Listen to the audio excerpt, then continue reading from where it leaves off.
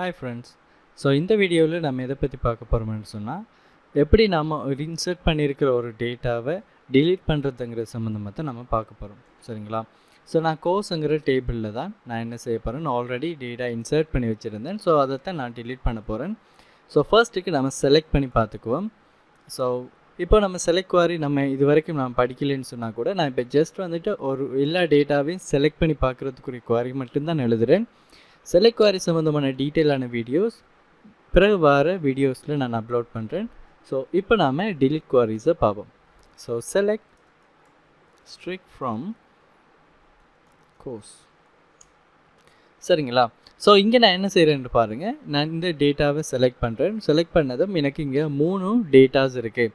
1 2 3 சொல்லி 3 ட்ரோஸ் வந்துட்டு இருக்குது. ஸோ இதில் நான் என்ன செய்ய போகிறேன், ஒரு டேட்டாவை நான் delete பண்ணணுமா இருந்தால் நான் என்ன எப்படி delete பண்ணணும்னு சொன்னால் ஃபர்ஸ்ட்டுக்கு delete ஃப்ரம். சரிங்களா? delete என்ற கீவேர்ட் கொடுத்துட்டு ஃப்ரம் எங்கேருந்து நீங்கள் delete பண்ண போகிறீங்களா இருந்தால் கோர்ஸ்ங்கிற டேபிளில் கொடுக்கணும். ஸோ இப்படி கொடுத்துட்டு நீங்கள் delete பண்ணிங்களா இருந்தால் எல்லா டேட்டாவுமே இதிலிருந்து delete ஆகிடும். சரிங்களா? ஸோ நான் அதை லாஸ்ட்டாக delete பண்ணி காட்டேன். நான் ஏனெண்டா இப்போ நம்ம ஒவ்வொரு இண்டிவிஜுவல் டேட்டாஸை delete பண்ணி பார்க்கணுன்றதுக்காக வேண்டி. ஸோ பாருங்கள். ஸோ இது ஒரு எல்லா டேட்டாவையும் delete பண்ணுறதுக்குரிய ஒரு மெத்தட். சரிங்களா? நான் திருப்பியும் அதே கோடிங் எழுதுகிறேன். delete from course. சரிங்களா? இப்போ நான் என்ன செய்யணும், ஐடியை வச்சு நான் delete பண்ண போகிறேன்னு சொன்னால் ஏன் நான் ஐடியை ஃபர்ஸ்ட்டுக்கு நான் சொல்கிறேன்டா ஐடி மட்டும்தான் யூனிக்காக இருக்கும்.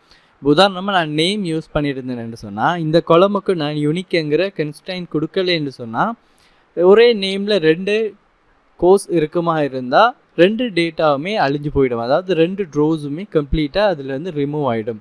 ஸோ அப்படி ஆகுமா இருந்தால் நமக்கு அந்த டேட்டா திருப்பி எடுத்துக்க இல்லாமல் போயிடும். ஸோ பட் நம்ம பெஸ்ட் ஆப்ஷன் வந்துக்கிட்டு நம்ம delete பண்ணிக்க போது ப்ரைமரி கீ யூஸ் பண்ணி delete பண்ணிக்கிறது தான். நான் ஃபர்ஸ்ட்டுக்கு அதை செய்து காட்டுறேன். அதுக்கப்புறம் நான் என்ன செய்கிறேன், ஒவ்வொரு கொலம்பில் இருக்கிற டேட்டாஸை வச்சு நம்ம பார்த்துக்கலாம். சரிங்களா? இப்போ நான் என்ன செய்கிறேன், வேயான்னு சொல்லி வேயா கோர்ஸ் ஐடி கொடுத்துட்டேன். சரிங்களா? கொடுத்ததுக்கப்புறம் நான் என்ன செய்கிறேன்னா இப்போ 3 சொல்லி கொடுக்கேன். ஸோ 3 கொடுத்துட்டு இப்போ நான் செலக்ட் பண்ணிவிட்டு delete பண்ணுறேன், எக்ஸிக்யூட் பண்ணுறேன்னு பாருங்கள். 1 row affected சொல்லி வருது. இப்போ நான் செலக்ட் பண்ணி பார்க்கும்போது அதாவது அந்த கோர்ஸில் என்ன டேட்டா இருக்குன்னு பார்க்கும்போது எனக்கு இங்கே இருக்கிற 3வது ட்ரோவில் இருந்த டேட்டா அழிஞ்சு போயிட்டுது. சரிங்களா? ஸோ பாருங்கள், அப்போ நான் ஐடியை கொடுக்கும்போது குறிப்பிட்ட டேட்டா அழிஞ்சு போயிட்டு, அப்போ நான் இங்கே இல்லாத ஏதாவது ஒரு ஐடி கொடுக்கன்னு பாருங்கள். கொடுத்து delete பண்ணனா இருந்தால் 0 row affected சொல்லி வருது. அப்படின்னா என்ன அர்த்தம், இந்த குவாரிஸை எக்ஸிக்யூட் பண்ணுறதால இந்த டேபிளில் இருக்கிற எந்த ஒரு ட்ரோவுமே எஃபெக்டட் ஆக இல்லைங்கிறது தான் அதில் அர்த்தம். நமக்கு இங்கே எரர் டிஸ்பிளே ஆக இல்லை, பட் இந்த ஒரு ட்ரோவுமே அப்டேட் ஆகலைங்கிற மெசேஜ் தான் நமக்கு இங்கே டிஸ்பிளேயாக இருக்குது. சரிங்களா? அதே மாதிரி இப்போ நான் ஒரு நேமை வச்சு நான் டிஸ்பிளே பண்ண அழிக்க போகிறேன்னு பாருங்களேன். கோர்ஸ் 1 அப்டேட் என்று சொல்லி இங்கே என்ன செய்திருக்கு, எனக்கு ஒரு ட்ரோ இருக்குன்னு வைங்களேன்.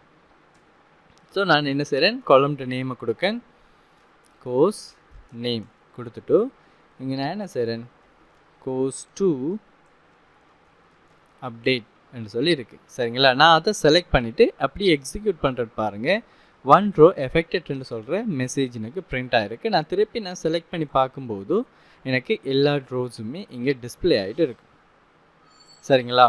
பட் இப்போ நான் ஒரு ட்ரோ delete பண்ணுறேன்னு பாருங்கள். இந்த கோர்ஸ் 1 வந்துட்டு நான் கொடுத்து இங்கே delete பண்ணும்போது எனக்கு ஒரு சின்ன எரர் ஒன்று டிஸ்பிளே ஆகும் பாருங்கள். இங்கே என்னால் delete பண்ணிடலாமல் இருக்கும்.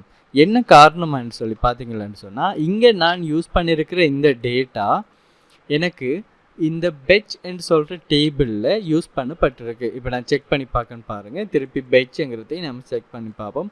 நம்ம ஆல்ரெடி படித்த வீடியோஸில் ஃபாரின் கீ ரிலேஷன்ஷிப் இருக்கும்போது எப்படி நம்ம ஒரு டேட்டாவை அந்த டேபிளில் இன்சர்ட் பண்ணுறதுங்கிற சம்மந்தமாக பார்த்துருந்தோம்.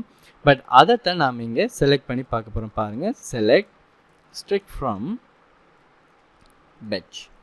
இப்போ பாருங்கள், நான் இந்த டேபிளில் இருக்கிற டேட்டாவையும் இதையும் சேர்த்து செலக்ட் பண்ணும்போது இங்கே பாருங்கள், கோர்ஸ் ஐடிஎஃப்கே அதாவது இந்த டேபிளில் இருக்கிற இந்த ப்ரைமரி கீ 1 இங்கே ஃபாரின் கீயாக போயிருக்கு.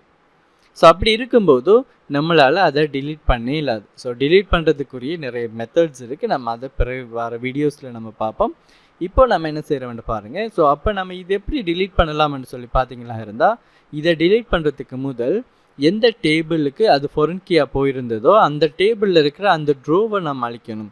இப்போ நான் இங்கே ஒரே ஒரு ட்ரோ இருக்கிறதால உங்களுக்கு நான் இந்த இப்படி கொடுத்து காட்டுன்னு பாருங்கள். டிலீட் ஃப்ரம் பெட்ச் அப்படின்னா என்ன அர்த்தம்? எல்லா டேபிள்ஸில் அந்த டேபிளில் இருக்கிற எல்லா ட்ரோஸையும் அழிச்சு விடுங்கன்னு அர்த்தம். ஏன் வேக்கண்ட்ஸை நான் யூஸ் பண்ணாதப்போ எல்லா ட்ரோஸும் வந்துட்டு அதுலேருந்து ரிமூவ் ஆகிடும். இப்போ நான் எக்ஸிக்யூட் பண்ணுறேன்னு பாருங்கள், 1 row எஃபெக்டட்னு வருது.